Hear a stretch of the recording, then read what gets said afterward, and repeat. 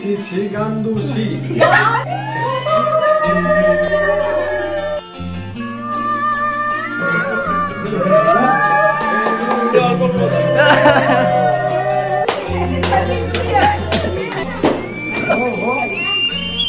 এইভাবেই হাসতে হাসতে 32টা বছর বাবা মা একসাথে কাটিয়ে দিল, আর আজকে আমরা সেটাই সেলিব্রেশন করেছি।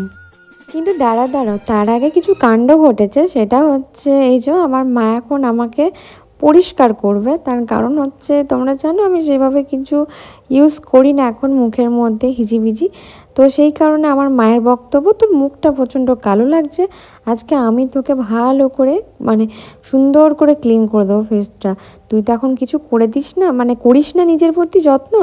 আসলে এই জিনিসগুলো আমি খুব ভালো করতাম, মানে পরিপাটি জিনিসটা আমি খুব ভালোবাসতাম থাকতে, কিন্তু কিছু মানে রুলস ব্রেক হয়ে গেছে আমার লাইফে এই মুহূর্তে দাঁড়িয়ে, তো এই কারণে এখন নিজের উপর সেই যত্নটুকু নেওয়া হয় না।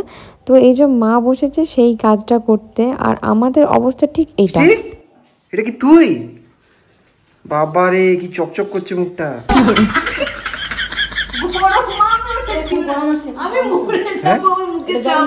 ও ঠিক আছে, মুখে দাও, পুড়িয়ে দাও। আরে দাও না তুমি, আমি বলছি তুমি দাও।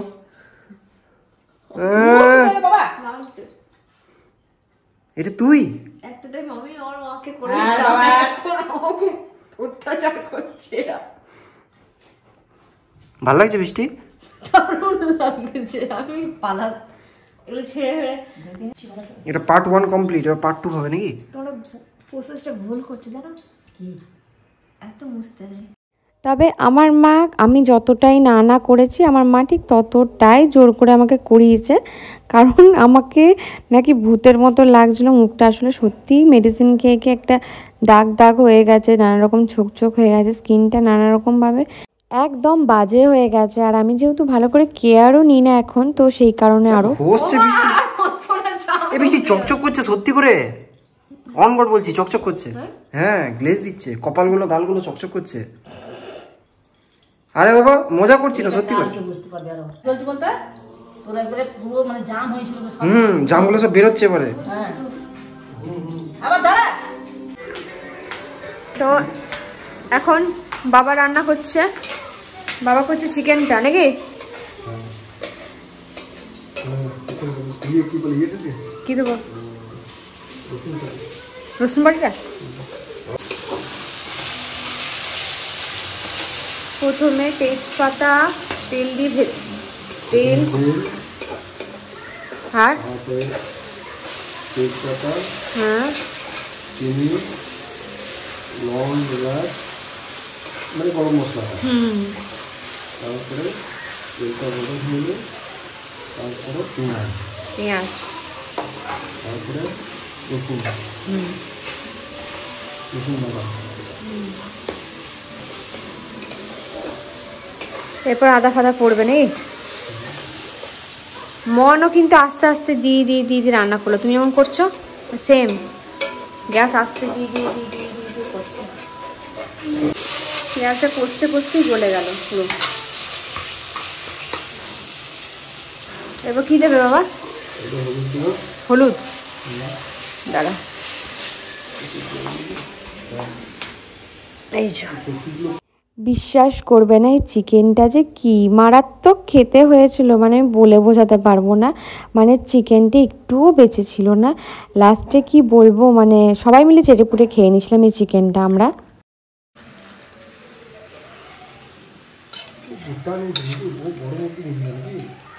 দুটো নিয়েছে বললো, কি জানি না, আমি বলতে পারবো না। আমি বললাম 2 কিলো নিয়ে আসতে। তোমার ইয়ের কাছে এখন ইয়ে রাখে না? দাদাকেও বললো, দাদা বললো যে হ্যাঁ, এই কার কাছে নাম জানো? তো এখানে বাবার চিকেন হয়ে গেছে, আর এখানে আমার মা ঘষা মাজা করার পর আমার স্কিনটার অবস্থা দেখো, খুব চকচক করছিল ওদের কথা। আর এখানে বাড়িতে সবাই চলে এসছে, আর এখানে মামনি বলছে বৃষ্টি মিষ্টিগুলো সব তুলে নেয়। আমি বললাম আমি কিচ্ছু জানি না, সব খেতে হবে। আর এদিকে ভাইকে বলছিলাম যে তোর তো পরীক্ষা শেষ হয়ে গেছে, তুই খা বিন্দাস, তো এখানে হাসছিল। আর এদিকে মনকে আমি বলছিলাম মন তুই মিষ্টি খাবি? মন বলছিল না, এখান থেকে একটাও নেব না। তারপরে দেখো এখানে অর্কর ড্রেসটা আমি চেঞ্জ করিয়ে দিচ্ছিলাম। আচ্ছা তোমাদেরকে একটা কথা বলি, আমাদের অর্কর যেদিনকে জন্মদিন ছিল সেদিনকেই কিন্তু অ্যানিভার্সারিটা হয়েছিল। একটু বাবা মা চলে আসো এদিকে। আচ্ছা অ্যানিভার্সারি পেরিয়ে গেছে, ঠিক আছে, কিন্তু আমরা একটা ছোট করে একটা সেলিব্রেশন করব। আচ্ছা এই বাবা আমাদের কবে পেরলো, তার জন্যই ভালো শাড়ি আমাদের 5 তারিখে পেরলো জামা। এটা ভাই দেখো আমাদের মধ্যে দুজনের কাঁচা দিয়ে দেখেছো,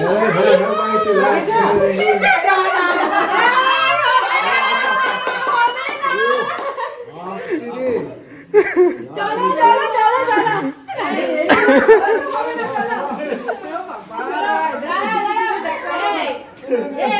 বিশ্বাস করবে না, মা এখানে প্রচণ্ড পরিমাণে অবাক হয়ে গেছিলো। আসলে মাকে আমি বলিনি, পুরো প্ল্যানটা প্রীতমের ছিল, পুরো সারপ্রাইজটাও দেওয়ার ইচ্ছা ছিল, আর মাকে কিচ্ছু জানাইনি যে এরকম কিছু হতে চলেছে। কিন্তু শুধু বাবা মাকে একটা কথাই আমি বলেছিলাম যে তোমরা শুধু একটু ভালো শাড়ি আর একটা পাঞ্জাবি পরে আসবে। এটা বাবা মায়ের না মানে বিয়ের পর বলতে পারো প্রথম অ্যানিভার্সারি যেটা পালন করা হচ্ছে এত ধুমধাম করে।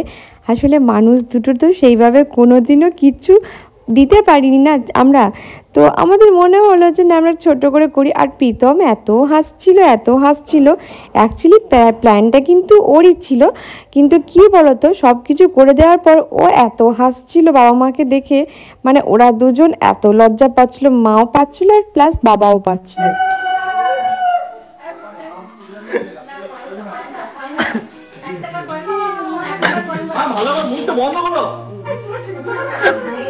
লজ্জা লাগছে।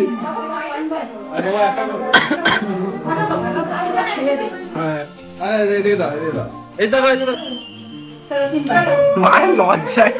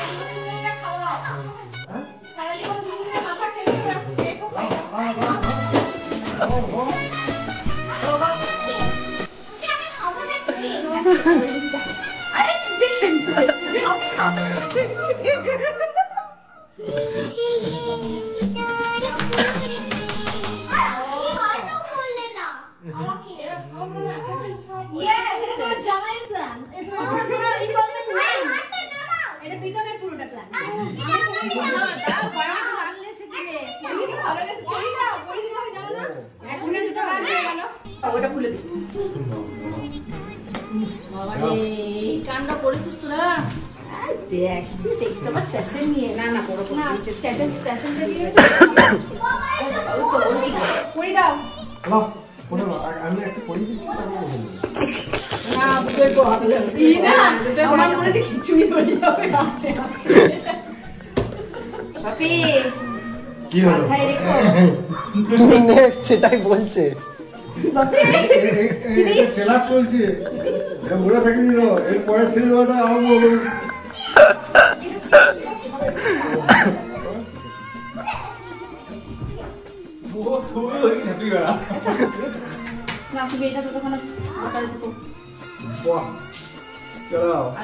এইটাতে ছবি তুলবে, ওইটাতে ছবি তুলবে। ওটাতে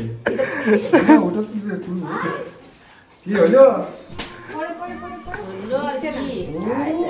বালি আছো বালি মেলে আমি লাস্টে একটা কথা বলি, ভুল করছো একটু প্যাচটা ঠিক করে করো, নালে ভুল করলে কিন্তু আরেকটা লেগে যাবে।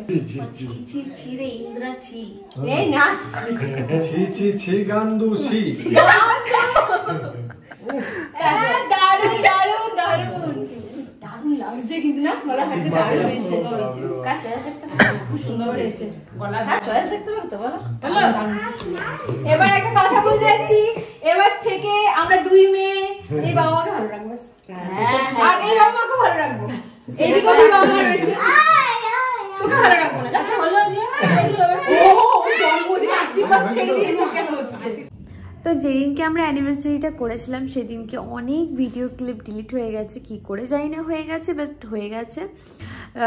হতে পারে ফোনটার প্রবলেমের জন্য হয়ে গেছে, বাট সত্যি কথা বলতে এই 32টা বছর বাবা মা একসাথে আছে, আর বাবা মায়ের এইভাবে কোনোদিনও অ্যানিভার্সারি পালন করা হয়নি। তো অ্যানিভার্সারিটা ছিল হচ্ছে এক ডেটে, তো সেই ডেটে গিয়ে বাবা কিন্তু মাকে গিফট করে কিছু অর্নামেন্টস, তো ওইগুলো গিফট করেছিল সেদিনকে। তো আমাকে একদিন প্রীতম হট করে বললো যে অর্কর তো সামনে জন্মদিন, তো সেদিনকে একটা ছোট্ট করে সেলিব্রেশন করলে কেমন হয়।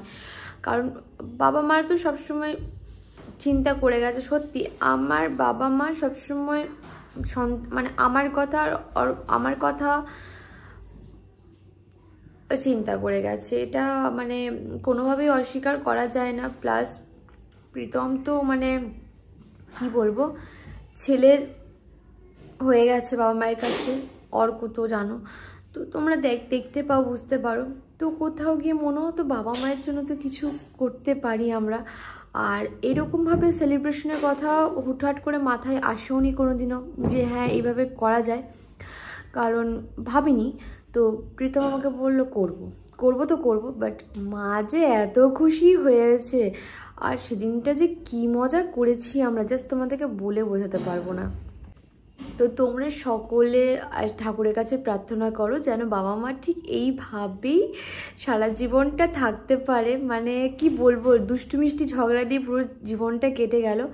আর একটা কথা আমি না বলেই পারছি না, ভালোবাসার অর্থটা হয়তো কোথাও গিয়ে আমি মা বাবার কাছ থেকেই শিখেছি যে হ্যাঁ ঝগড়া হোক ঝাঁটি হোক, স্বামী স্ত্রী কিন্তু বন্ডিংটা একটা আলাদা মাত্রায়, দুজনকে সম্মান দিয়ে দুজনকে ভালোবাসা দিয়েই কিন্তু ধরে রাখা যায়, টাকা পয়সা দিয়ে ধরে রাখা যায় না। তার কারণ হচ্ছে আমার বাবা ভীষণ লাইফে স্ট্রাগল করেছে, আর সেই সময় কিন্তু কাউকে পাশে পায়নি। আমার মাকে কিন্তু খুব মানে কি বলবো, আমার মা কিন্তু খুব সাথ দিয়েছে।